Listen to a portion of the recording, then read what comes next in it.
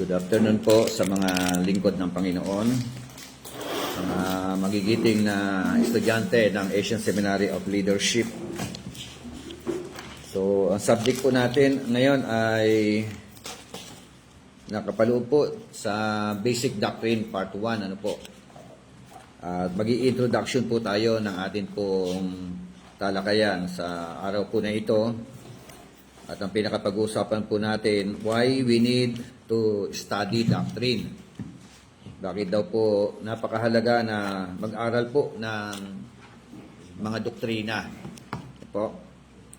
Sige po, pwede pakibasa muna ang Colossians 2:7. Colossians chapter 2, verse 7. Rooted and built up in Him and established in the faith, as you have been taught, abounding in it with thanksgiving. Amen. Ang Diyos po ang siyang magpala ng Kanya po mga salita sa atin pong kalagitnaan sa hapon po na ito. Pastor Jose, open us in prayer. Praise the Lord. Salamat po Panginoong Diyos sa patuloy ng araw na pinatulong sa amin. Mga kayong umaga. Salamat sa patuloy pag-iingat. Atag po kami Panginoon muli sa pag-aaral. Hanggang namin gagawin, aming pandalangin. Ang iyong banal Diyos Santo, siya manguna sa amin ng Diyos, patuloy na magkaunawa. At patuloy na magturo sa amin sa magitan ng Diyos na aming pagturo. Kasi pagdating ibig sa Diyos rock, kay Panginoon ng Hallelujah. Ikaw Panginoon, patuloy na ganito sa Kanya para sa mga kaalamang na dapat pang idagdag para sa amin. Hallelujah. Praise God upang magamit namin ito sa aming pagtuturo, Panginoon, habang kami ay naghihintay sa muli mong pagbabalik, Panginoon. Pangunahan mo po kami sa pag-aaral na ito, patuloy bigyan ng kapatid na ligayahan. In the name of our Jesus Christ, I pray. Amen. Amen. So, sabi po uli, no? Rooted and built up in Him. O, yun ang sabi, no? Dapat daw po maging rooted tayo at saka nakasandal talaga tayo, no? Nakatatag tayo sa Kanya. And established in the faith as you have been taught. So, abounding in it with thanksgiving. Sa 1 Timothy 4:16, mababasa po natin doon, sabi doon, pay close attention to yourself and to your doctrine. As you do this, you will ensure your salvation and to those who hear you. So, yung palang doktrina ay napakahalaga sa atin po bilang mga mananampalataya. Sandamakmak po yung mga doktrina na mga pag-usapan po natin. Ano po? At sa manual po natin, what is doctrine? Ano na po yung doctrine? The word doctrine simply means teaching or instruction. Ito po yung mga tinatawag na mga katuruan, no? O yung sa Tagalog yung instruction. Ano po yun?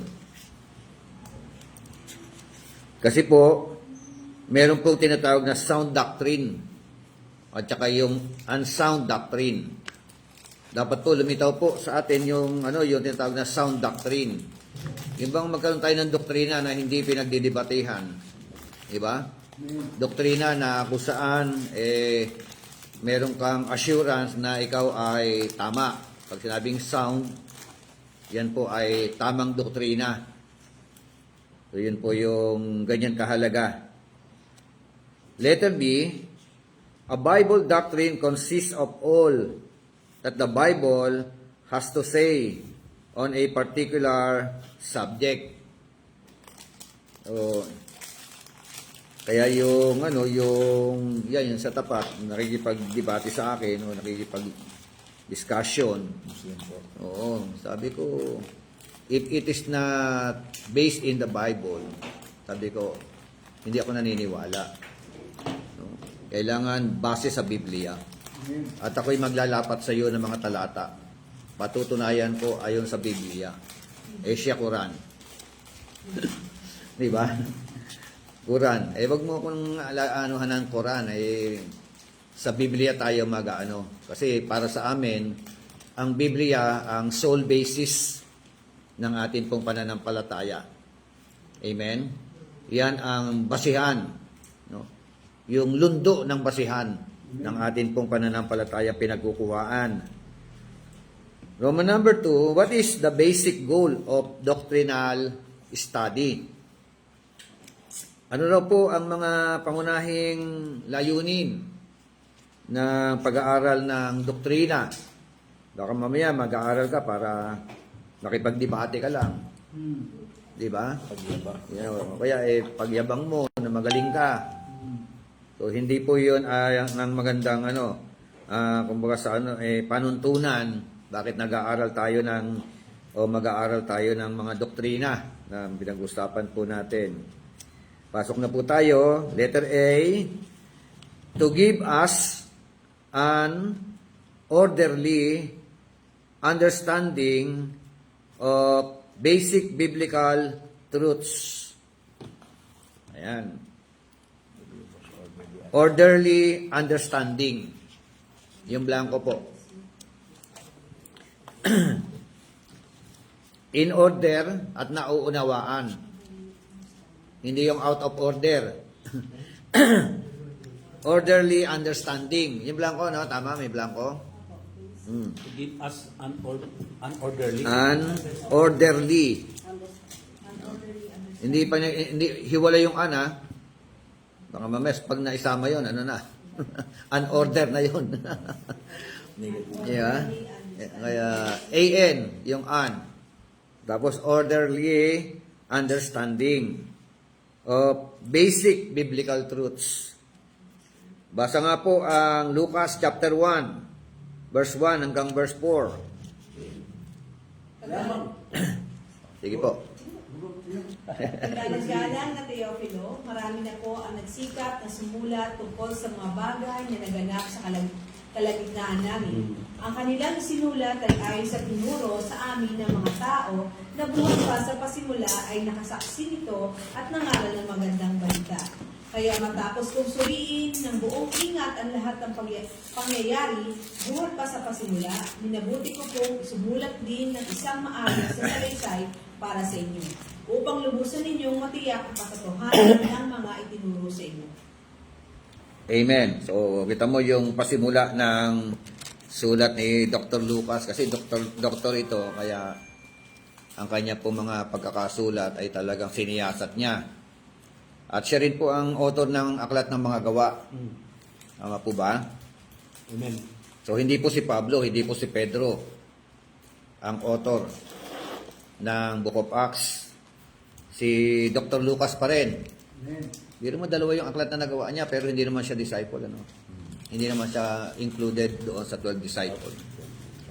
Tama? Bunga na lang siya ni Pablo. Kasama siya sa na mission na ni Pablo. Kasama rin sa ministry. So, sabi nga uli doon, in as much as many have undertaken to compile an account of the things accomplished among us, just as they were handed down to us by those who, from the beginning, were eyewitnesses and servants of the word. So, meron siya tinutukoy ng mga eyewitnesses, So, at sa verse 3, it seemed fitting for me as well, having investigated everything carefully. Tingnan niyo po yung mga ni Dr. Lucas. Siya raw po ay sabi doon, it seemed fitting for me as well, having investigated everything carefully. Matindi yung kanyang investigation, Meron pang tinatawag na careful investigation. At talaga meron po siyang pagsisiyasat. From the beginning, to write out for you in consecutive order, most excellent Theophilus. Ito ang ginamit niya, consecutive. Diba? Ang recipient si Theophilus, Ano kaya ang tungkulin ni Theophilus? Bakit tinawag pang most excellent? Di pa excellent, Di alam ko, bisa ka na ito Parang, ko na ito parang siya isang mata sa tao. Mataas. bantog na tao sa kanyang kapanahunan. Kasi excellent. Oo. Parang, Most excellent, eh, no? kasi, tagal ko na namin. Sa atin nga, honorable eh, kahit hindi honorable eh, no?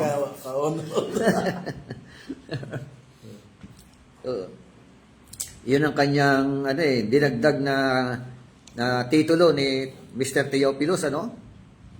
Tapos sabi ng verse 4, so that you may know the exact truth about the things you have been taught. Amen? Amen. So, meaning to say, lumilitaw na si Dr. Lucas, meron siyang minimentoran sa katauhan ni Theophilus. Di ba? Most excellent. Tama ba? So, kasi hindi ka makakapag-mentor sa kagalang-galang na tao na ito unless na kumbaga sa si Dr. Lucas anointed na ng Holy Spirit, may aral pa. Amen. Talaga, 'di ba? Doctor by by physician by di ba? Doctor by procession. Oo, by profession no. 'Yun talaga yung kanyang kalalagayan Sige pala, Bishop. Kaya yung kanyang pagkakasulat in Doktor na order. talaga ng araw. May doktor na. Di ba? Oh, in order Siyasat talaga siya, nag-imbestiga talaga siya. At yan din yung hamon sa bawat isa po sa atin. Huwag tayo basta-basta magpapaniwala sa mga naririnig natin na mga katuruan. Di ba? Oh, kailangan natin magkaroon ng personal investigation upang sa ganon maging tama yung ating pong mga doktrina, lalo na doktrina yan, mahalaga po yan. Okay? So, ibig sabihin, yung blanco uli, orderly understanding. Pangalawa, o letter B, to ground us in our faith solidly upon the Word of God. Ground us, built up, founded us. Diba? Dami mga Kristiyano hindi hindi grounded sa Word of God O parang grounded sila. Yung nagaground kagad sila. Diba? Lumalayo sa salita ng Diyos. Diba? Dami mga ganyan basa, dagdagan natin yung talata 2:6 hanggang 8 ng Colossians.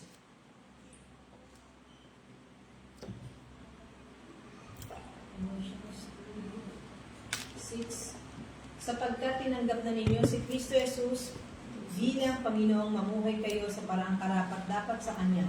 Magpakatatag kayo at patuloy na lumago sa pagkakilala sa Kanya. Magpakatibay kayo sa pananampalatayang itinuro sa inyo at lagi kayong magpasalamat sa Diyos. Kita mo, maraming mga hanggang 8 na po yun. Mag-ingat kayo upang hindi kayo mabihag inuman sa pamagitan ng walang kabuluhan at madayang katuruan na hindi kay Kristo nagmula, kundi sa mga tradisyon ng mga tao at sa mga alituntunin ng mundong ito. Kita niyo po, Not according to Christ, sabi po ng So, as you therefore have received Christ Jesus the Lord. Diba? So, meron talagang pagtanggap kay Christ, bakit meron din mga grupo ng mga tao hindi na kailangan tanggapin? Di ba? Kasi meron na mga nakatalagang maligtas. Dito, maliw na, sabi, may pagtanggap. As you therefore receive Christ, Jesus the Lord, ano dapat na maging, natin? Walk in Him. Lumakad ka. Kasama siya. Ano pa? Rooted in Him. Lumalim ka sa pagkakilala sa Panginoon. Built up in Him. Yan na, 3 puntos na yan. Di ba? Walk in Him, rooted in Him, built up in Him. Expose na lang ninyo yan. Di ba? Tapos yan. Paano po ang pagkatawag sa atin ng Panginoon? Ano po katangian ng mga totoong tumanggap kay Christ? What are the characteristics of a person? Timahan nyo na, Di ba? who truly received the Lord Jesus Christ. Ang una, He is a person. Walk with Him. Amen? Pangalawa, He is a person rooted in Him. He is a person built in Him. Tatlo yun eh. And established in faith, as you have been taught, abounding in it with thanksgiving. Amen? Tapos yung kasunod ng talatang 8, beware, mag-ingat daw, lest anyone cheat you through philosophy and empty deceit. No? Mag-ingat daw. Saan? Baka merong baka madaya kayo ng mga filosofiya ng mga tao. Diba? So, ano pa? Baka madaya kayo ng mga filosofiya ng mga tao at saka yung mga tradisyon ng tao. Diba? Tapos baka madaya kayo ng mga basic principles ng mundo. Yung mga prinsipyo ng mundo. Amen. Diba? And not according to Christ. So, kaya talaga hindi ako saludo sa mga pastor na dati sabi na pastor daw sila tapos naging Islam. Tapos naging Pare. dating daan o nagbalik pa sa Katoliko. Di ba? Tapos pinupost o nababasa mo, sabi mo, parang pakasarap magkomento dito sa mga tao na ito. Anong klase kayong di ba? Pinagsigawan niyo pa yung... Ngayon kahit balik-balik na rin tayo, hindi tayo bibigay, di ba? Wala nang po pwedeng anumang doktrina makausap natin, hindi na tayo po pwedeng matangay niyaan. Madaya ng mga yan. Di ba? Hindi eh. Ito hindi mga rooted yun. At saka baka impostor talaga yun eh, no? Impostor, hindi mga pastor. Hindi pastor. Sabi nga, pagka ikaw talaga rooted ka sa Word of God, wala na. Hindi ka kayang tinagin, kumbaga. Okay, letter C, kung meron pa kayo, doctrine provides a means to an end. Wala na, Bishop. Wala na. Dagdag ko na lang yon. Doctrine provides a means to an end. Na, Bishop, akin na lang. Provides a means to an end. To an end. An end. To an end, Bishop. To an end. E-N-D. Yun. Yung katapusan. Hanggang katapusan. Diba? Yan. Diba? Balikan mo nga yung 1 Timothy 4:16, diba? Pay close attention to yourself and to your doctrine. Pag ginawa mo yung mga bagay na yan, makakatiyak ka. Happy ending ka. Amen? Oh. As you do this, you will ensure your salvation. Hindi lamang ikaw, pati nakikinig sa iyo, pati mga tupa mo. Amen? O, baka mamaya, kagaling-galing natin mag-preach, mag-teach, magturo ng practical living pagdating sa tinatawag na doktrina, sumablay ka. Doktrina, mahalaga pa naman yan. Akala natin, mga pastor, puro practical living. No? So, Roman number 3. Ayan, batiin ko muna yung mga nasa online, dami na.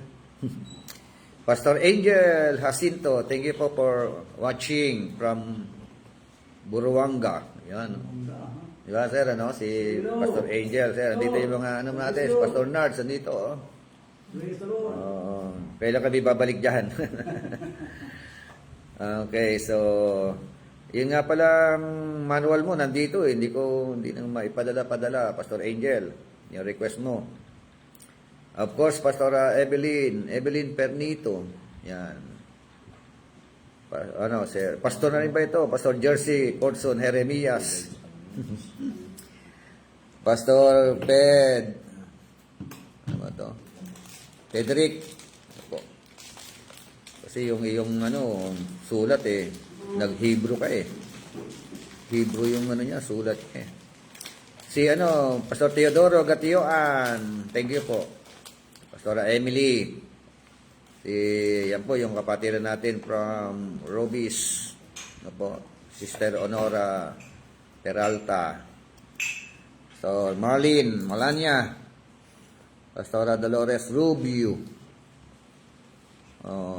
Pastor Toby Abraham Tijones. May mga nasa online tayo, dami. Ibig sabihin, mag-ano po kayo, mag-comment po kayo habang nanonood po kayo. Ibig sabihin, nandiyan kayo, hindi kayo nagluluto.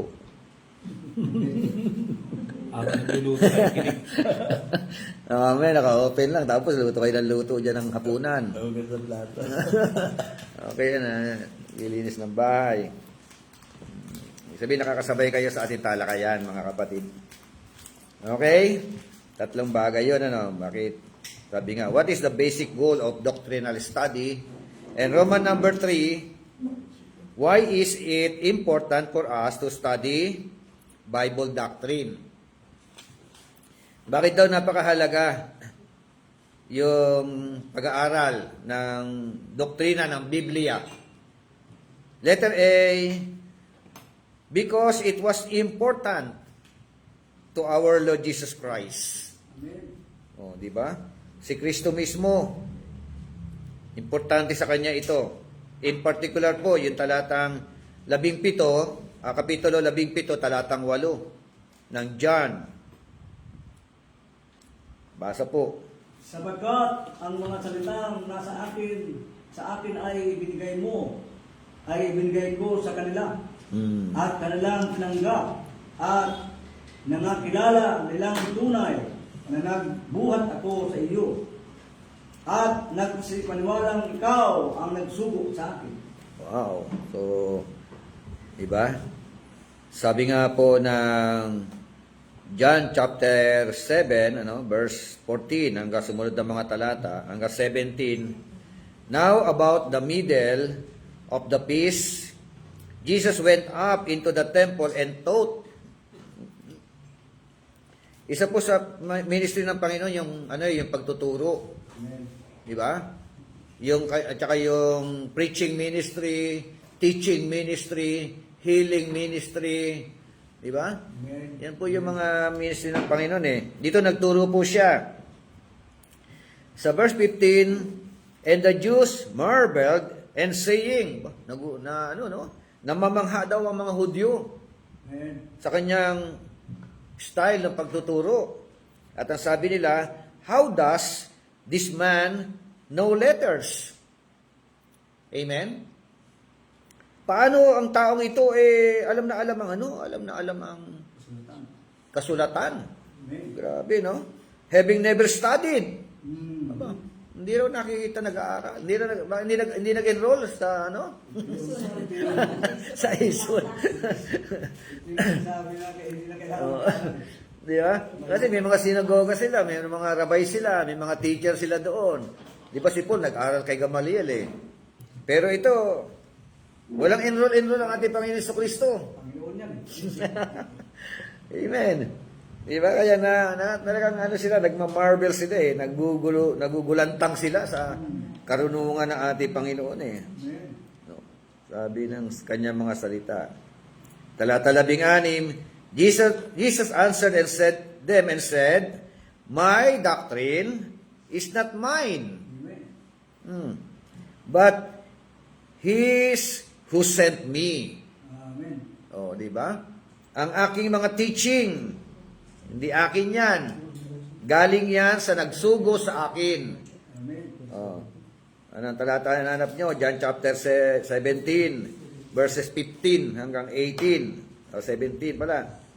Tuloy ko lang, Sa verse 17, if anyone wills to do his will, he shall know concerning the doctrine, whether it is from God or whether I speak on my own authority. Amen? So, ganyan kahalaga ang teaching, ang doktrina sa ating Panginoon Jesucristo. Meaning to say, number 1, Jesus Himself focused on teaching in His ministry. Di ba? Take note ha, iba ang teaching, iba ang preaching. Yes. Di ba? So, pagka teaching, talagang ano yan, kailangan mong meron ka tinatawag na lesson plan. Amen. Malaliman yan. Amen? So, kaya inuulit ko, meron siyang 3 common ministry. Ano yon? Healing, teaching, and preaching. O, di ba? That is the basic and common ministry of our Lord Jesus Christ. Pangalawa, it was knowledge, or it was Jesus' knowledge of true doctrine that gave him a sharp sword against the devil. Luke chapter 4 verse 4. Basa. At sinagot siya ni Jesus, nasusulat, hindi sa tinapay lamang nabubuhay ang tao. Oh, di ba? Malalim, di ba? Yung knowledge, ano, meron siyang kinukot and quote, nasusulat. No? Yung nakipagdebate siya, debate yun, ano? Kay devil, so sa demonyo. So, nasusulat. Sabi noon, hindi lamang sa tinapay nabubuhay ang tao, kundi sa bawat salita ng Diyos. So, in other words, Jesus used His knowledge about the Word of God to reject the devil. Amen? So, yan din ang hamon sa atin. We need to use our knowledge about the Word of God to reject any controversial teaching or doctrine. Di po ba? Eh, paano kung hindi ka knowledge, hindi ka maalam? Ano ilalaban mo? Wala. Tangay ka. Di ba? Yun nga, yun ang sabi ko. Kaya ito pong pag-aaral ng doktrina ay isang napakahalagang pag-aaral ng mga pastor. Di ba?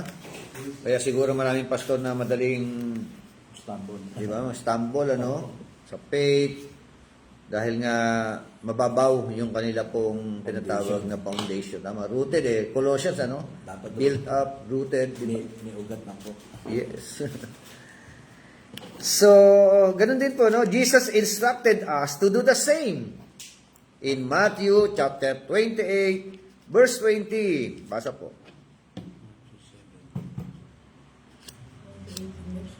Yes, 28:20. Turuan ninyo silang sumunod sa lahat ng inuutos ko sa inyo. Tandaan ninyo, ako'y laging kasama ninyo hanggang katapusan ng panahon.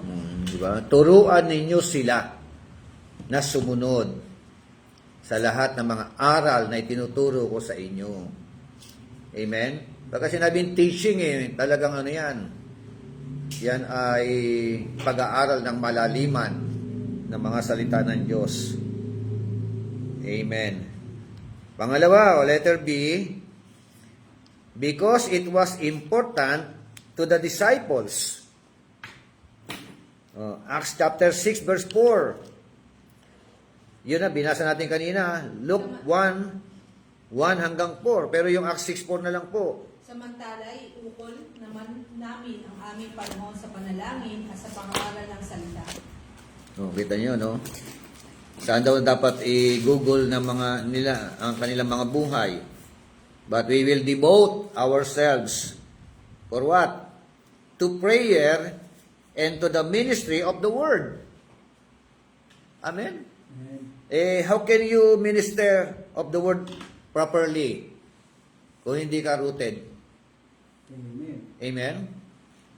Makakapag-minister ka pero hindi proper, If you are not rooted. Tama ba? But if you are rooted in the Word of God, ay naku, sa pangangaral, para may tabak Yan. Kaya ganyan kahalaga. Sabi nga nila, but we will give ourselves continually to prayer and to the ministry of the Word. Amen. At yun na, pumasok na po yung talata na lagi kong binabanggit. 1 Timothy 4:16, take heed to yourself and to the doctrine, continue in them, for in doing this, you will save both yourself and those who hear you. Amen. Amen? Yun ang King James Version ng 1 Timothy 4:16. Verse 10 to 18. Unang Timoteo, Kapitulo 4, talatang 16. Okay. So, letter D. Tama ba? Letter D na tayo? CB sub 3. Ano po yung sipo? Third, because it was important to Paul. Tupo. Paul. Paul. Pablo. Very important ito kay Pablo. Yun nga, yung 1 Timothy chapter 6 verse 3. Tingnan natin, 1 Timothy 6:3. Kung ang sino man ay nagtuturo ng ibang aral at hindi sumatang-ayon sa mga salitang nagkakagaling sa makatwid ay sa mga salita ng ating Panginoong Kristo at sa aral na ayon sa panganalan. Amen. O, di ba? So, sabi sa English version, if anyone advocates different doctrine and does not agree with sound words or sound doctrine, those of our Lord Jesus Christ, and with the doctrine conforming to the godliness. Amen? So, merong other doctrine, ano? Different doctrine. Diba? So, ganyan kaselan, ano po, mga kapatid. Nakuha na niyo na? Pang-apat na po tayo. Fourth, because the early church saw it as one of the necessary essentials of body life. Yun nyo, no? Yung first century Christian church, lalo na yung unang bugso ng mga Kristiyano in the book of Acts, chapter 2, verse 41 to 42. Basa. 41 to 42. Kaya ang mga tumanggap sa sinabi niya ay nagpabautismo at nadagdagan ang mga alagad ng may 3,000 katao ng araw na iyon. Nanatili sila at tinuro ng mga apostol sa pagsama-sama bilang magkakapatid sa pagpira-piraso ng tinapay at sa pananalangin. Amen. So, kita nyo, sa early church, mahalaga po yun. Sabi ron, then those who gladly received His word were baptized. Amen? Nagpabautismo raw. And that day, about 3,000 souls were added to them. 3,000 yung nagpabautismo, no? And, pagtapos ng bautismo, ano kanila naging attitude? And they continued steadfastly in the apostles' doctrine. Oh. Amen? Talagang, kasi yung pagkakilala natin sa Panginoon, habang lumalaon, lumalalim. Amen. Diba? Ay kung hindi ka nag-continue. Diba? Napakahalaga nun eh. So, aside from apostles' doctrine, having a healthy fellowship, di ba? Merong fellowship, Amen. may pagpuputol-putol ng tinapay, at may pananalangin. Yun ang kanila po mga binigyan ng prioridad sa buhay. Amen? Kumusta yung prioridad ng mga Kristiyano ngayon? Yung priority ng marami mga Christian. Di ba? Dami natin mga miyembro, parang pagdating sa pag-aaral ng malaliman, no? Ayaw eh.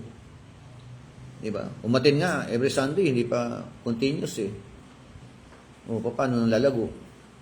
Paano magiging rooted? Paano magiging built up? Kung minsan, Bishop, nawawala na yung divinity sa church.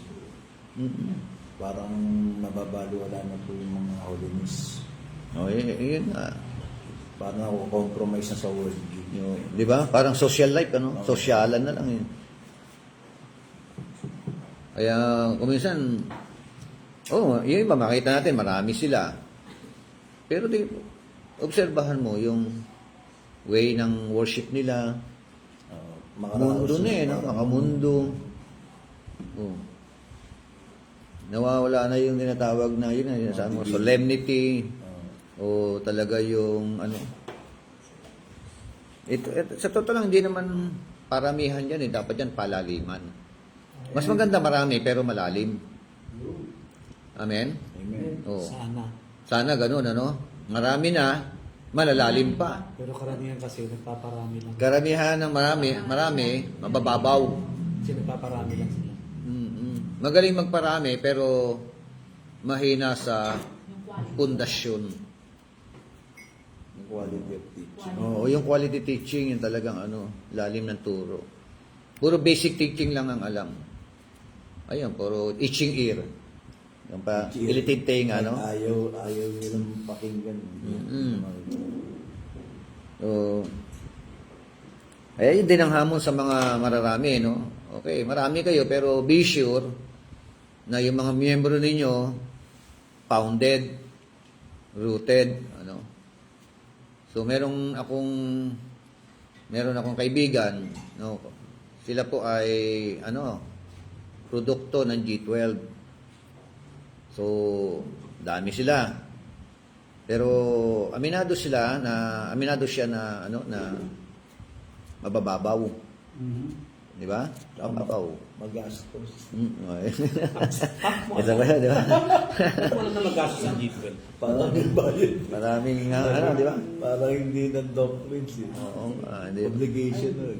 So may mga gano'n, kailangan mong magkikayat ng gano'n. So ano siya eh, awa ng Diyos, nakilala niya kami. Sabi ganun, aminado ako, bishop, kami na ano.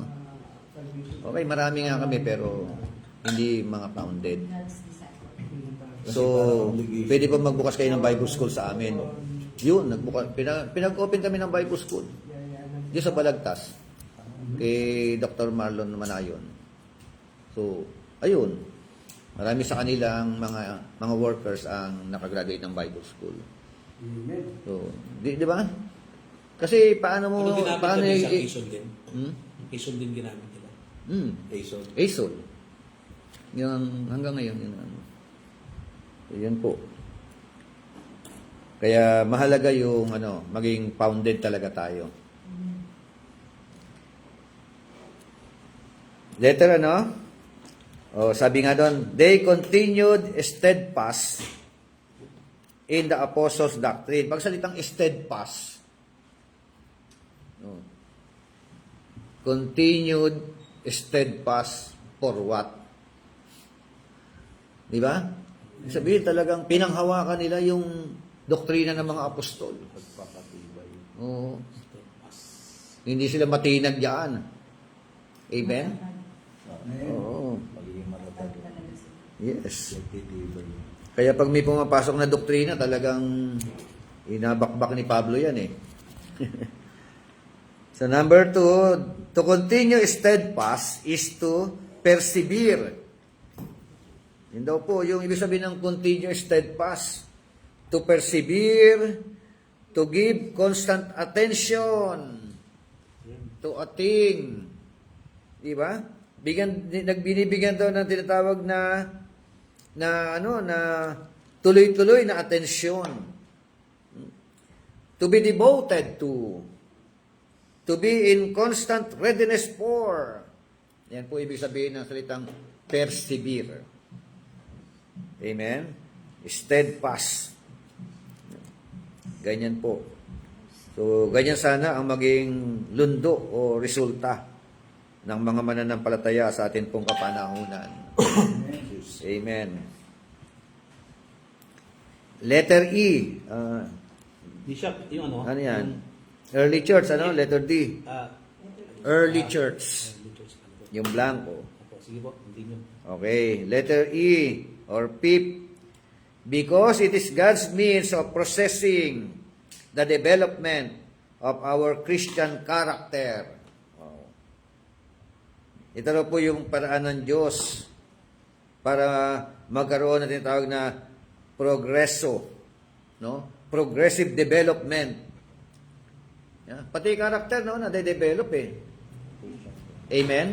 Pagka-rooted ka, Pag malalim ka, Yes. amen. So, basa nga po, Isaiah 28, 9 to 10. Ganito ang sinasabi nila laban sa akin. Ano kaya ang palagay ng taong ito sa atin? Sino bang nais niyang turuan at pagpaliwanagan? Ang sinasabi niya ay para lamang sa mga batang musmos na nangangailangan pa ng gatas. Sinong makikinig sa kanyang pamamaraan? Isa-isang letra, isang linya, at isang aralin. Okay. Whom will he teach knowledge? Parang naghahanap no? May question mark, oh.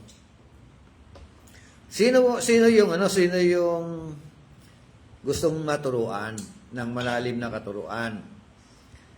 At yan ang sumunod na tanong, and whom will he make to understand the message?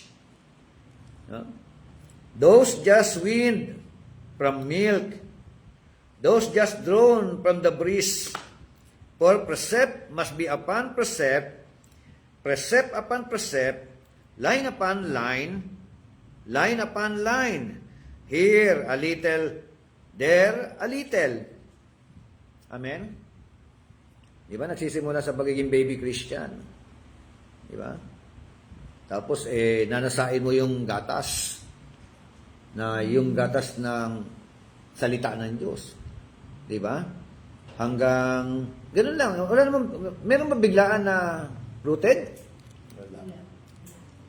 Di ba?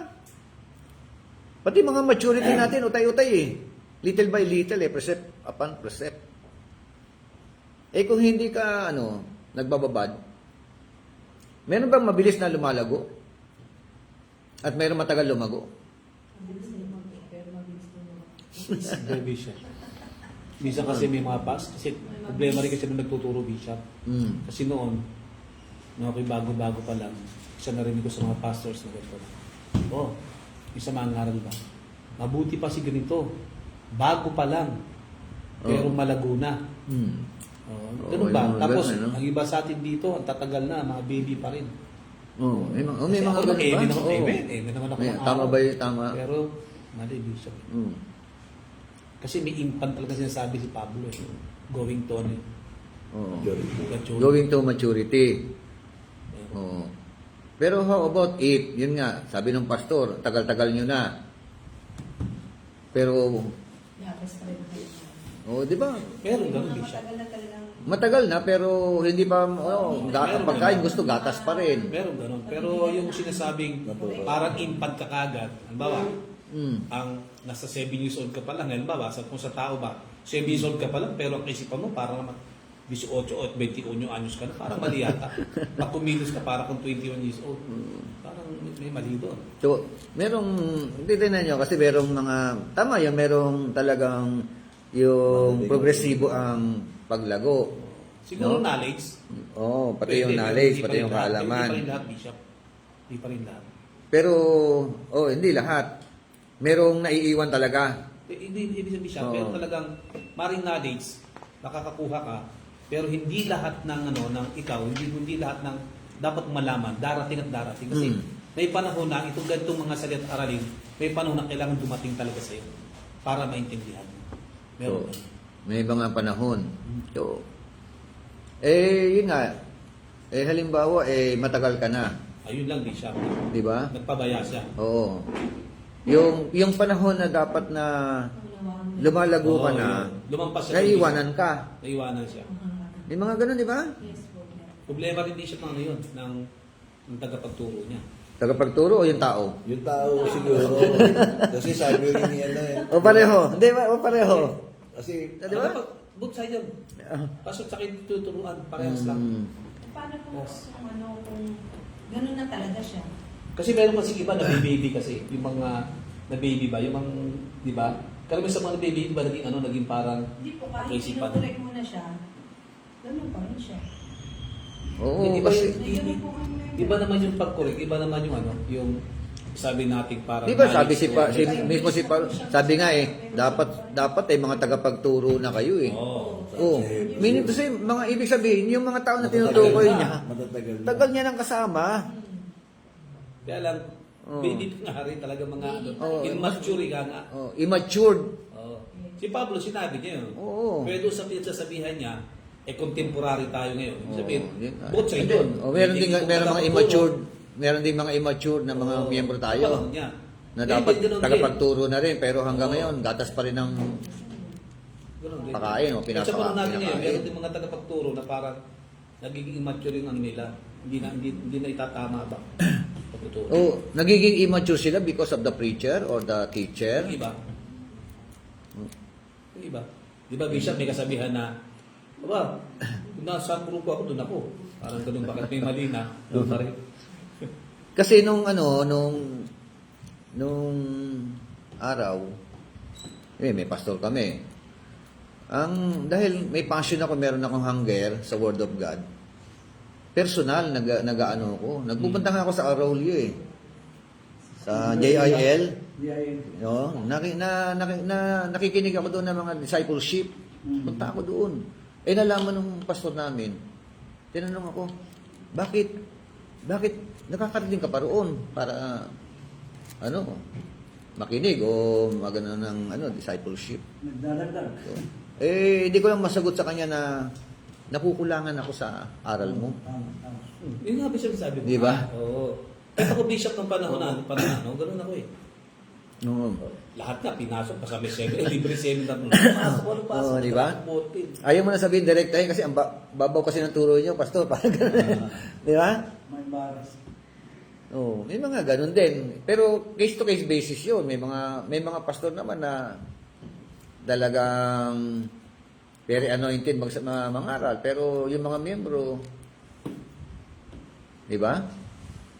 Marami ganun. Ganyan din no? Meron ako mga hanggang ngayon, hindi marunong mag-aaral. Aral ko na siya sabi mo. Yung mga ngaral. Yung mga kasabayan ko, dyan sa Oo. Pilipinas. Di ba? At ang masama pa, Di ba? Yun sa totoo lang. walang knowledge sa Biblia. Kasi yung mga yung mga byuda, Oo. tinatagit niya. Ay, meron siyang motibo, kaya hindi siya talaga lalago. Yung iba, Bishop naman, may alam. Kaya lang, Sobra. hindi, ang tawag doon, parang yung, Natago lang. hindi, kahit matagal na sila, hanggang doon lang, para bang, Nakakahon. para bang, halimbawa, Nakakahon. dapat nasa high school ka na, hanggang nasa elementary, parang gano'n nangyari. Oo. Parang siya. Ano? Kaya, di ba, kung minsan Stagnant. halos lahat ng preaching, napakinggan na nila, pero hindi pa rin lumalago. Yes. Di ba? Naituro naman na ng pastor. Yung mga ganyan. Kaya, tingnan natin kung sino ba talaga may may mga pagkukulang. James chapter 1, verse 22 to 25.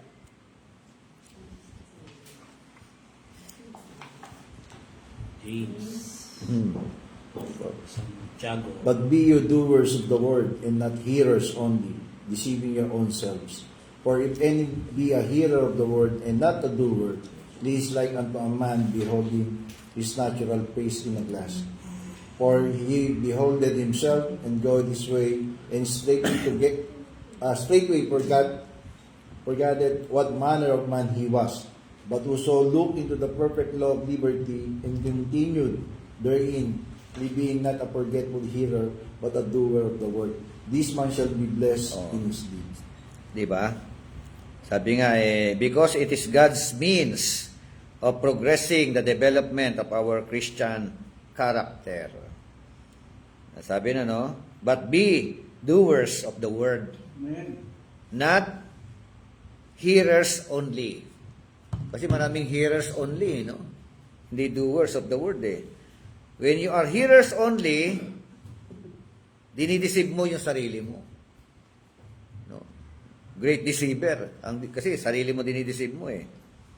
If anyone is a hearer of the word and not a doer, he is like a man observing his natural face in the mirror. Tulad daw siya ng tao na dumingin sa salamin. Yung nakikinig pero hindi nagsasagawa. Or he observes himself. O, nakita niyo na yung sarili niya. Nasalamin niya na. Anong ginagawa? Goes away and immediately forgets what kind of man he was. O, di ba? Verse 25, ito po yung dapat. But he who looks into the perfect law of liberty and continues in it and is not a forgetful hearer, but a doer of the word, this one will be blessed in what he does. Amen? Siya raw yung pinagpala, mapalad. Lahat ng kanyang ginagawa, pinagpapala. Amen? Yung nakikinig at saka nagsasagawa. Amen? Yung nakikinig at hindi nagsasagawa, pinagpapala ba yung kanyang ginagawa? Nadaya. Pinagpapala ba yung hihipoy ng kanyang mga kamay? Hindi no? Kasi wala marami kang dadayain, sarili mo pa. Okay. Number 1, right teaching leads to righteous living. Oh.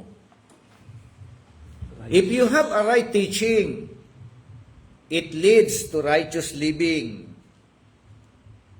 Amen? Yes. Basa Colossians 1:9 and 10. Dahil dito'y kami naman, mula ng araw ng aming marinig ito, ay hindi kami nagsisipigil sa pananalangin at ng mga paghingi ng patungkol sa inyo. Upang kayo'y kuskusin ng kaalaman ng kanyang kalooban sa buong karunungan at pagkaunawa ayon sa Espiritu. Upang kayo'y magsilakad na nararapat sa Panginoon sa buong ikalulugod niya at magpasimunga sa bawat gawang mabuti at magsilago sa kaalaman ng Diyos. Amen. So, nulit ko, no? If you have a right teaching, it leads to righteous living. Amen. So, ang lundo, ang resulta, mamumuhay ka ng matuwid. Amen. Kaya anumang klaseng grupo ng mga relihiyon na may mga teaching, may mga katuruan, hango ko saan mga katuruan, turo ng kanila mga leader, turo ng simbahan, but not coming from the Word of God, from the Bible, di ba? Na hindi humahantong sa righteous living. Questionin niyo yung sarili ninyo kung nasa tama ba kayo. Di ba? It leads to righteous living. Amen. Amen? Amen. Ibig sabihin hindi ito religiosity lang, ano? Kundi ito talaga humahantong sa pagsasapamuhay. Dami kasi, no? Minsan ano ko lang may mga kabataan, like for example, na may mga grupo na sila, nahatak sila doon sa tulip, mo yung Calvin, Calvinistic, yung Calvinist. So, tapos kiniklaim nila sila yung tama. Pero yung buhay nila sumasablay, puro sablay. Taliwas. Tumataliwas. No? Paano ipuprove sa akin that you are true? No? If your lifestyle, di ba, ay hindi nagiging tugma sa Biblia. Right. Amen. Di ba? Kasi, no? Humahantong na sa pagsisinungaling nila. Oh. Tama ba 'yun? Magiging sinungaling ka? Di ba? Mali. Oh. Grupo ng mga mananampalataya. Katulad nga nung dati, nung bago-bago pa lang kami, umattend kami ng seminar sa Methodist, EMLF. Tapos, dumating na yung preacher. Sabi nung preacher, praise the Lord. Hallelujah. Salamat sa Panginoon. Bakit? Kasi po, pag ikot-ikot ko po, konti lang po ang nakita ko na naninigarilyo. Wow. Methodist yun, konti lang. Ibig sabihin, okay lang sa kanila. Oh, ibig sabihin, very common sa kanila yung naninigarilyo pa rin. Saka na umiinom mo, Bishop. Ha? Umiinom. Pwede. Parang Oo, iglesia. di ba? Oo. Kasi ligtas na raw sila eh. Iglesia. Wala na sila sa... Yung mga... Wala na, once saved, always saved, di ba? Yun yung maasar sa Totoo yun. Methodist. Grace. Hindi. Ano yung year ano po yun eh. Kaya, kasi ang tunay na pananampalataya, dadalhin ka sa tamang buhay. Year 2000. Kasi Tamang always, pamumuhay. kasi sabing save always save kasi hindi lang naman baptism ang mahawak doon. Kahit yung Milip, iba Methodist meron eh. Oo, may mga ano. Pero yung tulip sa ano talaga yun eh, yung mga conservative Baptist na... Oo, mga Baptist karamihan. Hindi, Meron oh, po sila. akong na-attend na yung bata pa, dalaga. Yung Lapid of the Spirit. Sa Elohim din po namin nakita. Yung tumatawag ko yung Ibisay. Yung in-introduce nila, ano yun, pinalagas kami kasi ibang spirit. Ibig pala sabihin, yung panapot sa YouTube, matagal na pala yun. Oo. Matagal na pala yung Laping the Spirit, pinapanood ko sa YouTube. Eh, meron nga po, ano eh, nag-anniversary sila. Kasabay po nila yung ano eh, yung gold, ano yung gold in the dust ba yun? Yung pagka sa kanila lang galing yung akin yun eh. Tapos makikita nila yung parang vision na bumabagsak daw yung mga golden dust. Ah, oo, yun. Gold Tapos yung dust. lahat yung in the spirit, ginigiliti raw ng mga anghel. Yan, yung mga doktrina na yan. Yan. Parang nilalambing ka ha. No, tapos Yan. kailangan mo experience ito kasi umating kami niyan eh. Yung pastora namin mahilig sa ganyan. Kung sino-sino yung mga May entertain. natinan po ako niya ngayon ng December. Mm. Doon po sa World Revival International. Pero matagal Doon po yun. sa Dubai. Oo, kaya... Laping the Spirit. Oo. Eh kaya nga sabi ko, lumabas na lang ako. Kasi mga ibang lahi po. Gusto ko yung mga ibang lahi po, tawa sila. Tawa na tawa. Tayo sa ganun. May Lapid of the Spirit. Yun nga, merong church yung church nag-anniversary sila. So, dami na siguro 2 bus yun eh. Resort sila, anniversary. So, biyahe sila, malayo. Tapos, arkila pa ng ano. Pagdating doon, may baon-baon ng mga ano, ng mga Ginebra San Miguel. May mga beer. May Red Horse pa. Tapos, pati pastor umiinom. Yes. Wow. Oo.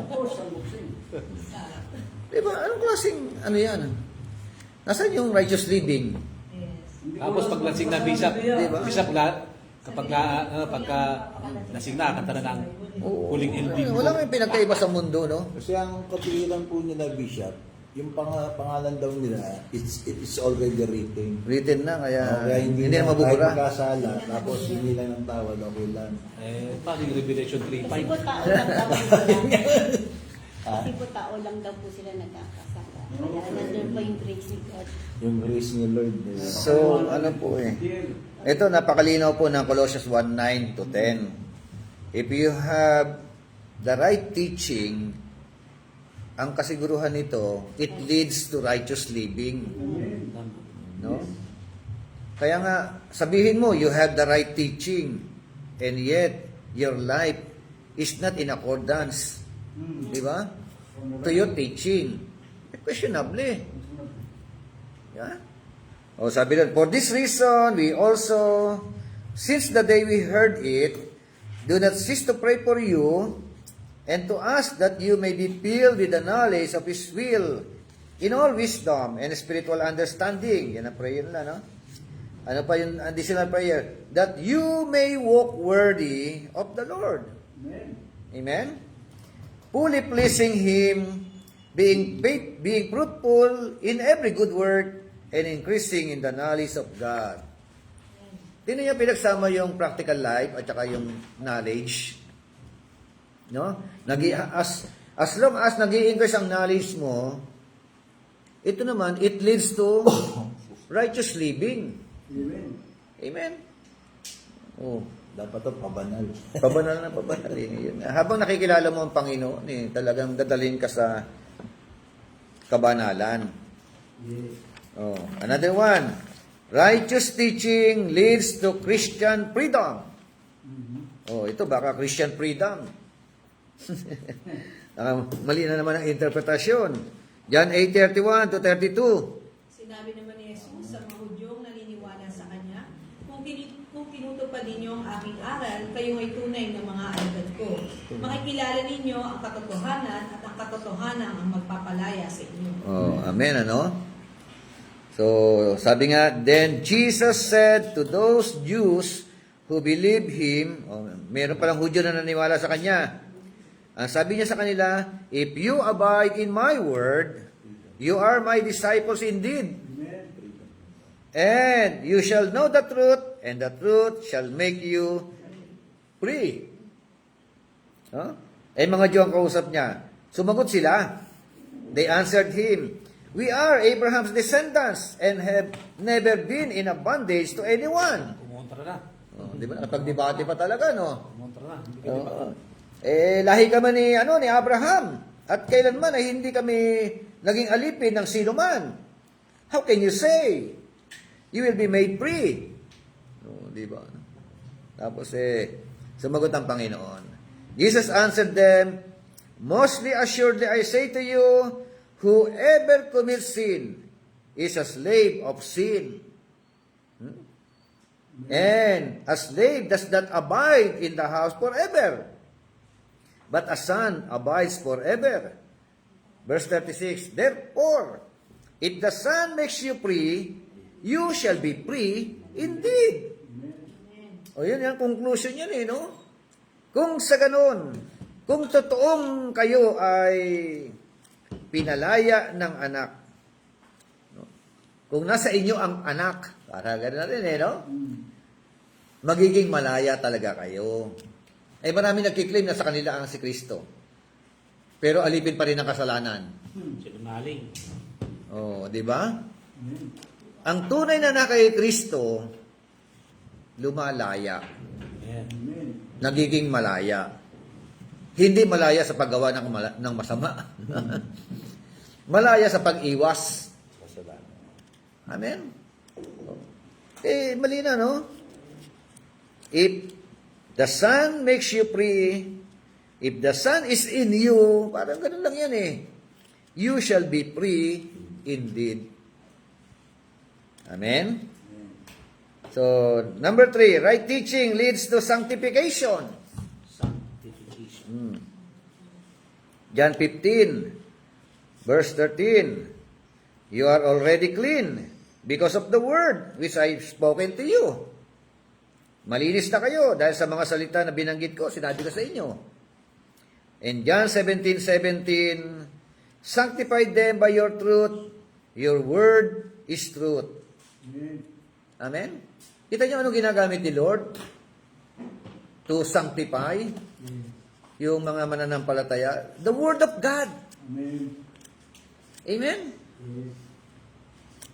Yun po ang ginagamit ni Lord sa 5:25 to 27 ng Ephesians, husbands, love your wives just as Christ also loved the church and gave himself for her, that he might sanctify and cleanse her with the washing of the water by the word.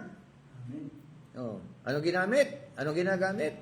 Washing of the water by the word, that he might be present her to himself a glorious church, not having spot or wrinkle or any such thing, but that she would be holy and without blemish. Amen. Amen. Yun ang lundo ng mga nagaganap sa tunay na iglesia. Iglesia ni Kristo. Diba? Ang tunay na iglesia ni Kristo, what happened? No? Darating ang panahon na mawawala na yung mga spot, yung mga wrinkle, di ba? Bagkus papabanalin o babanalin ng ating Panginoon. Number 4, right teaching leads to maturity. Oh. Kita nyo, no? Yan po yung mga talata. Pag meron kang tamang turo, hahantong ito sa paglago, paglalim, no? Pagiging matured na mananampalataya. Pinababasahin yon. Panlima, right teaching leads to life. If you have the right teaching, saan to hahantong? Buhay. Buhay. Basa nga po, Proverbs 16:20 to 23.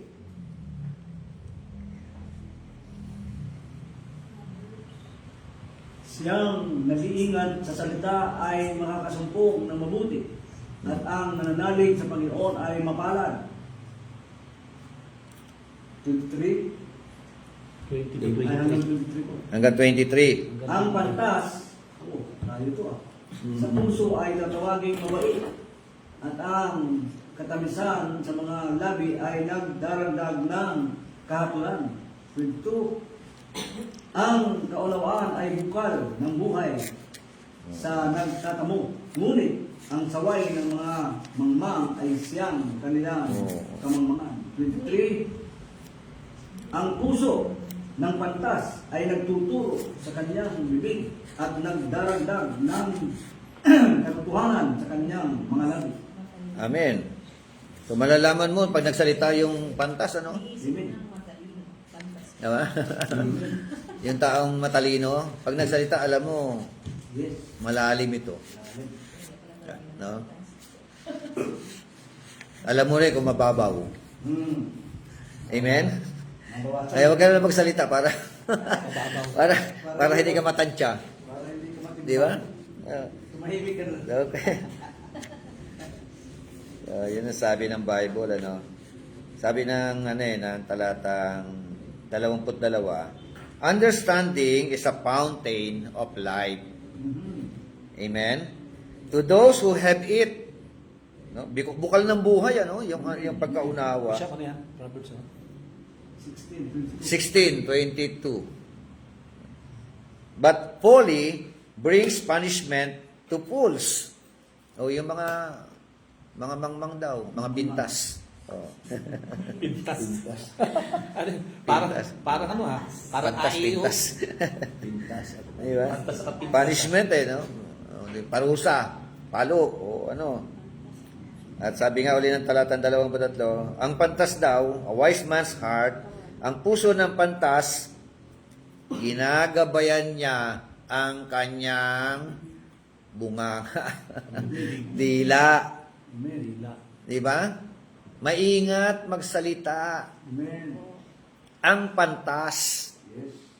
No? Hindi basta-basta daldal ng daldal. Amen. Di ba? Yes. Hindi ba siya nagbibitaw ng Oo, hindi basta-basta nagbibitaw ng salita yan. Kahit Inaaral muna bago bitawan ng salita. galit na. Pero yung mga mangmang, dakdak ng dakdak, walang, hindi iniisip kung ano magiging resulta. Yun, kulungan. Di ba? Oo, kahit makasakit ang damdamin o Libel. oo, di ba? Malibel ka. So, ganun lang ang mga yun ang pantas. No? Iniingatan niya yung kanyang puso sa pamamagitan ng pagbabantay sa kanyang dila. Amen. Oh. At yung kanya, sabi ro, and his lips promote instruction. Amen. Amen? Pagkabaliktad tayo diyan, wala. Di ka lalago. Panganim, right teaching is the rain that will cause our lives to bear fruit. Oh. Diba? To Bear fruit. Nagiging mabunga. Deuteronomy 32 verse 2. Basa. Ang aking aral ay papatak na parang ulan. Ang aking salita ay bababa na parang hamon. Gaya ng ambon sa malambot na damo at gaya ng malinang ambon o mahinang ambon sa gulay. as a do. Oh, di ba? Kaya yung aral natin, para daw pong hamog o ulan no? Let my teaching drop as the rain. My speech distill as the dew. Di ba? Hamog As raindrops on the tender herb and as a showers on the grass. Dapat ganun ang natin, yung lumalabas sa bibig natin. Yung bang natitighaw ang uhaw ng mga puso ng mga taong nagugulumihanan, di ba? Ibig sabihin may dating, meron pong mahalaga po yun. Parang hamog daw no? Parang dew, parang patak ng ulan doon sa mga halaman. No? Na kapag ka naulanan, napatakan ng ulan, mamumunga yung mga halaman. Hindi nang mapatakan ng salita mo, yung halaman nanguluntoy. Namatay lalo. Di ba? Tender herb kasi ito Oo nga, tender Parang herb Ito yung dahon It bishop affects na no? kailangan yung To the patak na plants lang, Oo. hindi malakas. Kasi pag malakas, patay. Di ba? Tender herb. Ang hirap di ba? Pag nagsalita ka tapos Yan. sa halip na makabuhay, nakakapatay. Pero yun, no? yung natin, na malalaman mo kung wise man yan kung wise person ng tao. Yung lalabas sa bibig. Yung lumalabas sa bibig. Di ba? Yung ibig sabihin pag nagsalita ka, pag nakakasakit ang damdamin, di ba? Wala sa hulog. Parang raindrops di ba? Pupukol sa tao, tatama sa tao. Ang lamig siya. Parang ulan pero yelo. Sobrang lamig, Laki. Okay. Kaya natin tapusin ito. Letter F, tama na? Tama? Opo, Bishop. Pang-anim. Because the last days will be characterized by deception. Mga deceptive teaching. Mga malinturo sa huling araw. Kita mo? Laganap yan. Paano kung hindi ka rooted? Tapos ka, di ba? 1 Timothy 4:1 and 2. Maliwanag ang sinabi ng Espiritu na ang huling araw ay iwan ng ilan ang panampalataya. Susunod sila sa mga mapanlinlang na espiritu at sa mga katuruan ng mga demonyo. Ang katuruan ito ay pinalalaganap ng mga taong sinungaling at may mga manhid na bubi. Kita mo, no? Now, the Spirit expressly says that in the latter times, last days, what happened? Some will depart from the faith. Yung iba raw po ay malalayo sa pananampalataya. What happened to them? Giving heed to deceiving spirits. And giving heed to deceiving doctrines of demons. May doktrina pala ng demonyo. Di ba? Demonic doctrine, Speaking lies in hypocrisy, having their own conscience seared with a hot iron. Di ba? Number 1, right teaching will help us to be able to judge true doctrine. Judge. Kung tama, tama ang teaching mo, may tama kang turo. Magigage mo yung mali Hindi yung maaakay ka ng mali. Di po ba? Tama ba? Right teaching, anong mangyayari? Tutulungan ka raw to be able to judge. True doctrine. Kung true yan or wrong. Amen? 1 Timothy 1:3-4. Gaya ng pinakiusap ko sa iyo bago ako pumunta sa Macedonia, nais kong manatili ka sa Efeso upang utusan mo ang ilang tao dyan na huwag magturo ng maling aral. Diba? May kasama sila. Yun nga I urge you, when I went to Macedonia, remain in Ephesus, that you may charge some, may mga talaga may pumapasok that they may teach no other doctrine, nor give heed to fables and endless genealogies, which cause disputes rather than godly edification, which is in faith. Kita mo, meron palang mga pumapasok din sa loob ng mga doktrina mali, no? Kaya nga hinihimok niya, no? Si Timoteo ang hinihimok niya, no? Ibig sabihin, handling the real helps you to identify the counterfeit. Amen? Kung meron kang tamang turo, ma-identify mo ang mga peke. Mga fake teaching, di ba?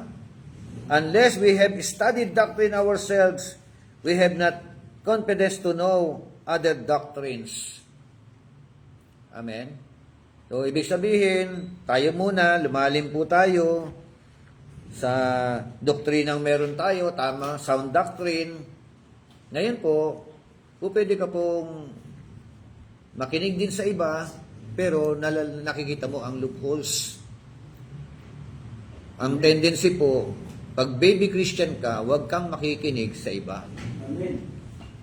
Kasi marami mga baby Christian, nakita ko talaga eh. Hindi pa rooted sa Word of God.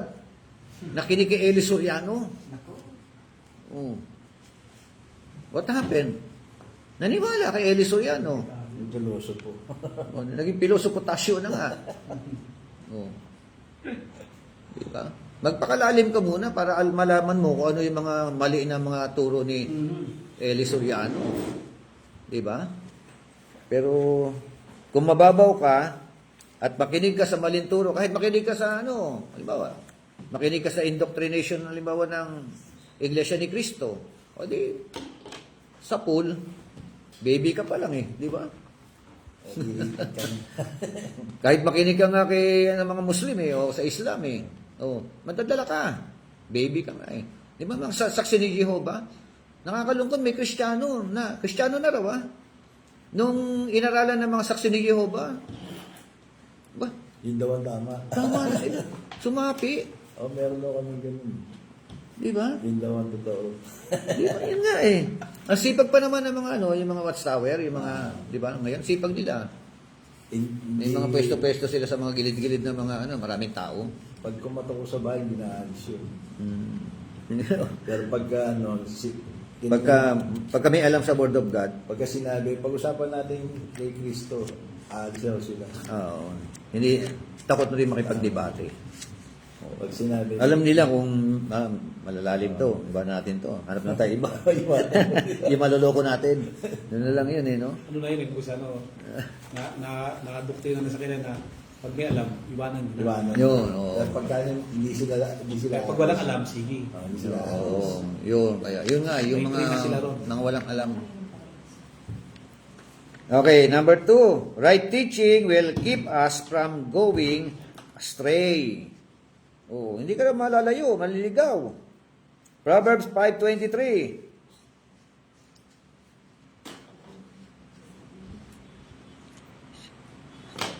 Maganda ituro ito sa mga Maganda ituro ito, no? Basa nga 5:23 ng Proverbs.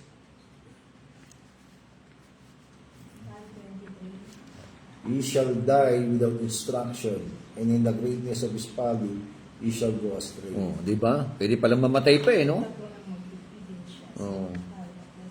Sabi sa no? He shall die for lack of instruction.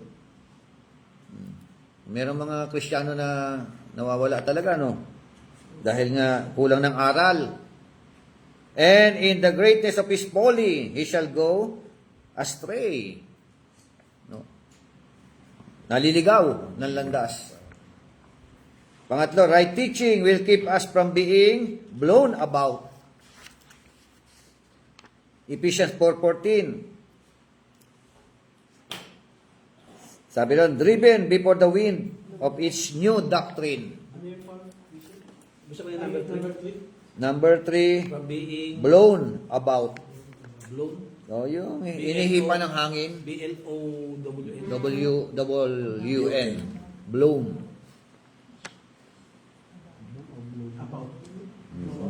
Blown about. Blown about. Number 4, right teaching will help us to be firmly rooted in Christ. Firmly rooted in Christ. Yan. So, Ma'am Dolores Rubio, pakikuha niyo na po yung manual ninyo rito. Bam, para makasabay po kayo sa atin po mga pagtuturo. Okay?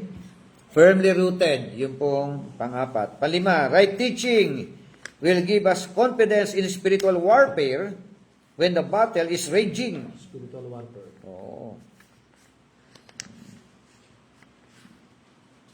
Pati pakikipagdigma, no? Kaya napakahalaga po ng tinatawag na right teaching, rootedness in the Word of God. Sa 2 Timothy 1:12-14, sabi doon, for this reason, I also suffer these things. Nevertheless, I am not ashamed. For I know whom I have believed, and am persuaded that He is able to keep what I have committed to Him until that day. Verse 13, hold fast the pattern of sound words which you have heard from me. O, diba? Panghawakan daw yun, ano? In faith and love which are in Christ Jesus, that good thing which was committed to you, keep by the Holy Spirit who dwells in us. Amen? Pangpito, because we are commanded to instruct all nations. May blanco kayo? Meron, Bishop. Ano yung blanco? Number 1. Sa letter G, no? 7, Because pangpito. we're commanded to instruct. Number 1, right teaching will help us to give an answer to those who ask. Yun. If you have the right teaching, kaya mong sagutin. Ano bang pananampalataya meron ka? Di ba? Sabi nga ng 1 Peter 3:15, but sanctify the Lord God in your hearts, and always be ready to give a defense to everyone who asks you a reason for the hope that is in you, with meekness and fear. O, kita mo, no? Na may kapakumbabaan, hindi ng pakikipagsigawan. No? Yung ilalaban mo yung pananampalataya, meron ka na merong meekness. Number 2, right teaching will help us to convince those who contradict. Di ba?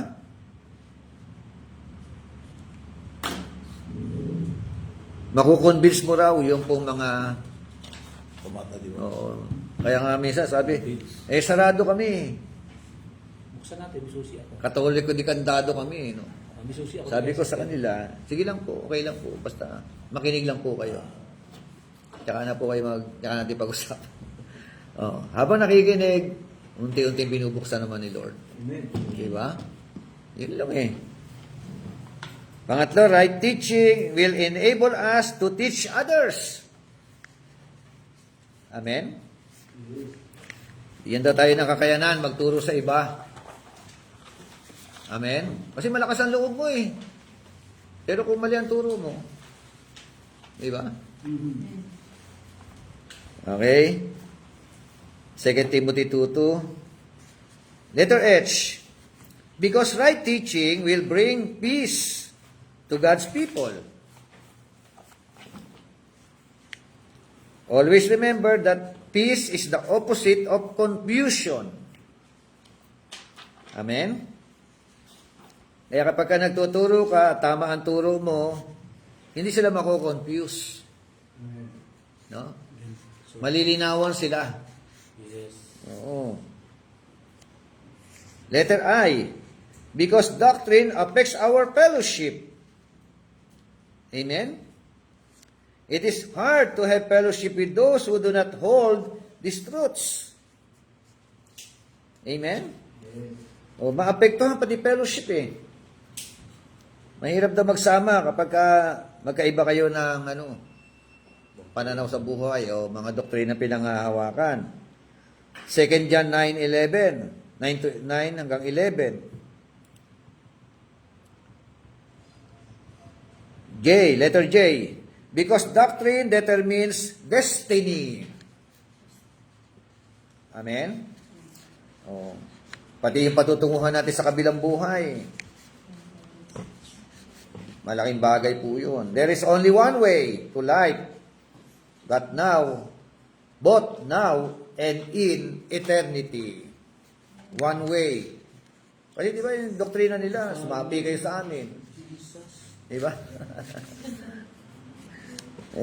Isa lang si Kristo lang ang daan Pumasok ka sa aming iglesia. Wala naman ibang daan Hindi naman pagsapi Yes.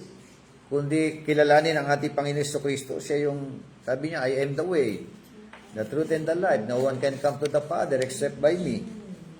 Hindi sinabi ng Bible na sumapi kayo o whatever.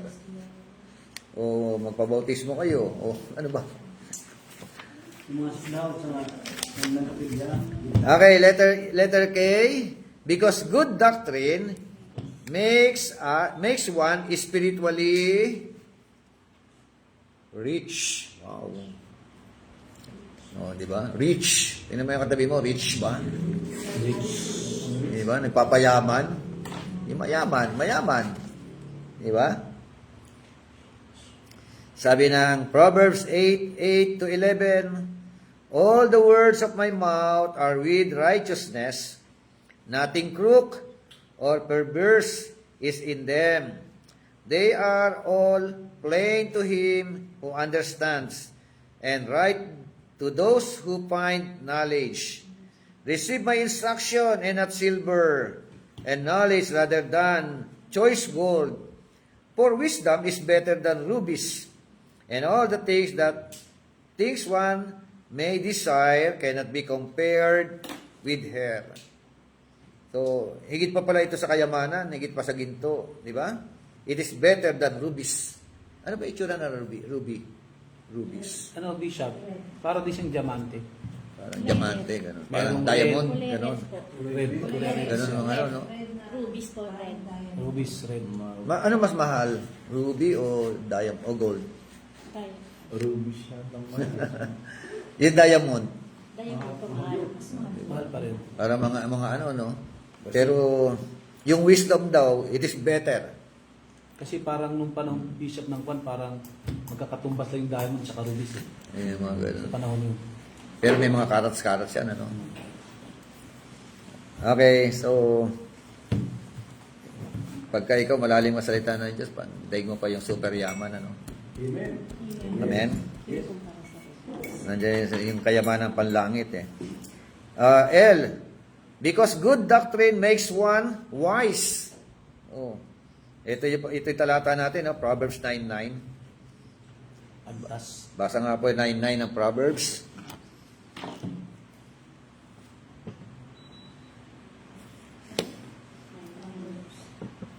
Sabi ron? Turuan mo ang pantas Mm. at siya'y magiging lalong pantas. Yun.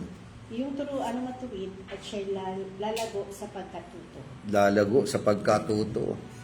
Yung matuwid na tinuturuan, ano? Yung pantas, lalong nagiging pantas. Amen. Amen?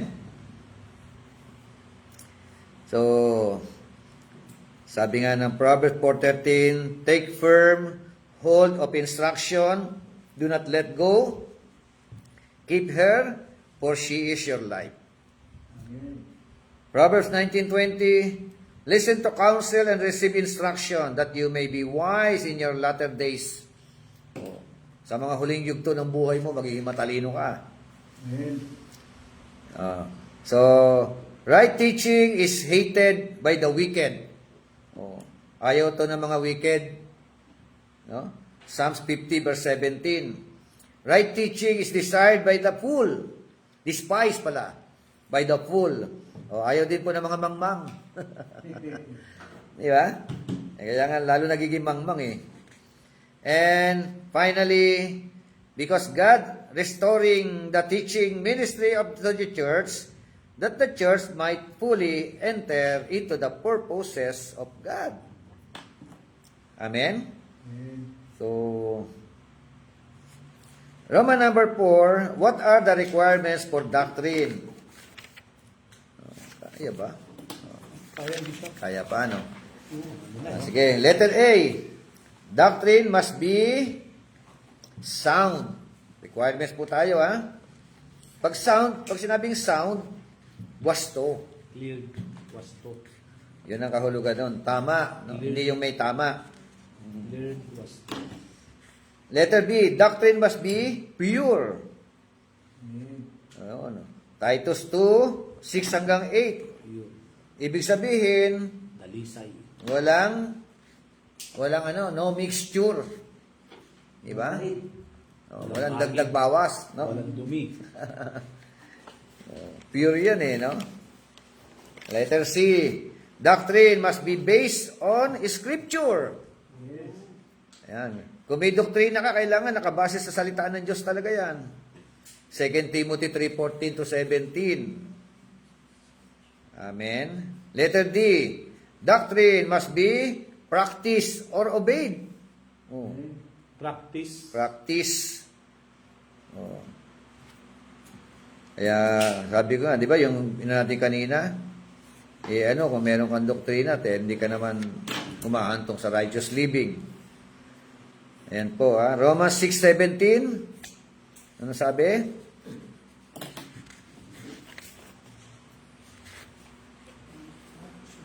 Datapwat salamat sa Diyos na bagamat kayo'y naging mga alipin ng kasalanan, kayo'y naging mga mahin puso doon sa uri ng aral na pinagbigyan sa inyo. Amen. So, di ba? Dapat meron yung tawag na practice or obeyed. But God be thanked that though you were slaves of sin, yet you obeyed from the heart. Dati kayong alipin ng kasalanan, ngayon ay mga masunurin na kayo mula sa inyong mga puso. That form of doctrine to which you were delivered.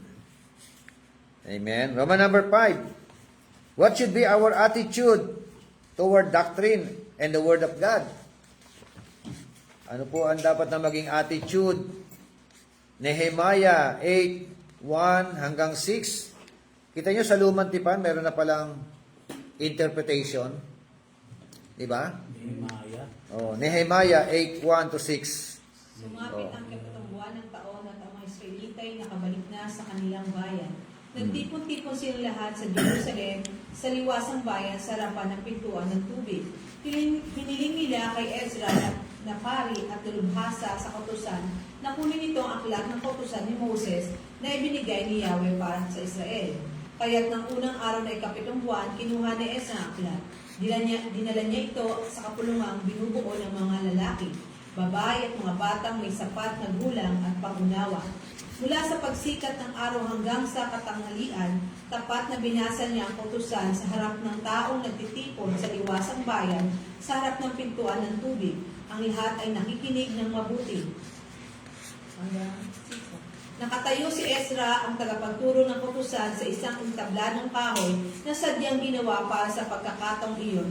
Sa kanan niya ay nakatayo sina Matitias, Sema, Anaya, Urias, Hilkias at Masisias. Nagawing kaliwa na mayroon sina Pedias, Misael, Malkias, Hasum, Hasbanada, Sacrias at Mesulam. Si Ezra ay nakikita ng lahat sapagkat pagtaas ang kanyang pinatatayuan. Ang lahat ay tumayo ng buksan ang aklat. Purihin si Yahweh, ang dakilang Diyos, sabi ni Ezra. Itaas naman ng mga tao kanilang mga kamay at sumagot, Amen, Amen. Nagsiyukusi rin sila at sumamba kay Yahweh. Amen. So, kita nyo, no? What should be our attitude? Ano po yung proper attitude in connection to the Word of God? Dito po, tingnan natin. Sa talatang 3, sabi doon, then he read from it, no? In the open square. Si Ezra, ano po? Ano pa? Nung basahin ang mga salita ng Diyos, all the people were attentive to the book of the law. Tumayo to, tumayo. Di ba? O tumayo at saka mga naging attentive, ano? Ano pa?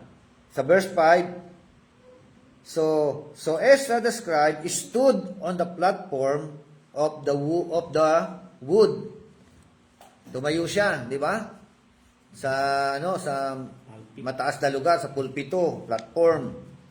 At sa talata 5, and Ezra opened the book in the sight of all the people. Binuksan niya yung salita ng Diyos, yung word of God. So, ano naging tugon, ano nangyari? Sa pagdating ng talatang 8, so they read distinctly from the book in the law of God. No? Binasa raw po ng mga alalay ba ni Ezra? Ang dami niyang alalay, ano? Binanggit niya na kanina, ano? Ang dami mga pangalan. Binasa raw nila distinctly from the book, and aside from that, they gave the sense. Pinaliwanag ang kahulugan. Ibinigay ang kahulugan. At sa talatang 8 pa rin, and help them to understand the reading. Amen? Tinulungan nila ang mga tao na maunawaan ang mga binasa. No? Binigyan ng kahulugan ang mga talata. Ipinaliwanag. Talatang 9, and Nehemiah, who was the governor, sabi nun, Ezra the priest and the scribes and the Levites, who taught the people, said to all the people, this day is holy to the Lord your God. Do not mourn nor weep. Bakit? For all the people wept when they heard the words of the law. Naiyak yung mga tao, no? Amen. Umiiyak yung mga tao eh. Binasa, no? Tapos binigyan ng pakahulugan, ininterpret, nung maunawaan ng mga tao, they wept, no? Bitterly when they heard the words of the law. Then he said to them, go your way, eat the fat, drink the sweet, and send portions to those for whom nothing is prepared. For this is the holy to our Lord. Do not sorrow, for the joy of the Lord is your strength. Dito pala galing, ano? The joy of the Lord is my strength. Amen? So, in other words, letter A, sa manual po natin, we should hunger for the Word of God. Magkaroon tayo ng uhaw sa salita ng Diyos. No? Yan sana yung attitude ng mga ito yung attitude, proper attitude ng mga Kristiyano sa ating kapanahunan. Uhaw sa salita ng Diyos. Matthew 5:6, Job 23 verse 12. Ano sabi ng Job? I have not departed from the commandment of his lips. I have treasured the words of his mouth more than my necessary food. Ito yung attitude, ano? Talaga tinitreasure eh. Ano yung tinitreasure? Binibigyan ng halaga. Yung salita ng Diyos. Higit pa sa pagkain eh. Eh mga Kristiyano, pagkain ang mahalaga. Nagkakasit na. Pagdating sa pagkain, treasure na treasure. Pagdating sa ayuda, treasure na treasure. Eh hindi, ito ang tinitreasure talaga, word of God eh. Amen. Amen? Oh. Merong uhaw. Letter B, we should desire spiritual understanding of the Word. Dapat meron tayo pagnanasa, desire, na maunawaan natin ang kanya pong mga salita. Nehemiah 8:2. And letter C, we should be attentive to the Word of God. Nehemiah 8:3. Diba? Minsan preaching na wala pa yung utak ng mga miyembro. Attentive ba yung mga miyembro habang nangangaral tayo? Diba? Diba? Dito nga, Bible reading pa lang, very attentive na Amen. Diba? Ngayon nakakalungkot lang eh. And letter D, we should be respectful to the Word of God. Amen. Respect. Talatang 5. Sabi ng talatang 5? At binuksan ni Isra ang aklat sa paningin ng buong bayan. Open the book. Sige po, tuloy. Sapagkat siya ay nasa mataas na buong bayan at nang kanyang buksan ang buong bayan ay tumayo. And all the people stood up. Amen? Amen. Si tayo no? So, sign of respect. Di ba? Pwede ba yun di ba parang, halimbawa may dumating kang bisita tapos hindi ka tatayo, di ba? Obligado tumayo ka, di ba? Sign of Letter E, we should be responsive to the Word of God. Responsive. Talatang 6, and Ezra, blessed the Lord, the great God. Then all the people answered, Amen, Amen, while lifting up their hands, and they bowed their heads and worshiped the Lord with their faces to the ground. Oh, what kind of respect, What kind of response? Grabe yung response, Ano yung response? Pag nagsabi kang amen, sumasang-ayon ka no? May pagtaas pa ng kamay. Ano yung kasunod? Balik sa lupa. Tapos bow their heads. Yumuko, di ba? And worship the Lord. What kind of worship? Yung kanilang mga mukha, sub-sub sa lupa. Amen? So, pinakahuling talata, Isaiah 29:24. Sabi ron, this also who erred in spirit will come to understanding, and those who complain will learn doctrine. Basta nga po Tagalog, 29:24 ng Isaiah. Tagalog. Namang namamali sa diwa ay darating sa pagkaunawa. Isaiah Unawa. 29:4. At silang mga upasala Upasala. ay mga tututo ng aral. Yun. Sana matuto, no? Amen? So, basahin nga natin nasa likod. Meron ba kayo? Psalms 19, verse 7 to 11, sabay-sabay. Yan. Ito. The law of the Lord is perfect, converting the soul. The testimony of the Lord is sure, making the wise simple. The statutes of the Lord are right, rejoicing the heart. The commandment of the Lord is pure, enlightening the eyes. The fear of the Lord is clean, enduring forever. The judgment of the Lord are true and righteous altogether. More to be desired are they than gold, yea, than much fine gold. Sweeter also than honey and the honeycomb. Moreover, by them your servant is warned, and in keeping them there is a great reward. Amen. God bless po.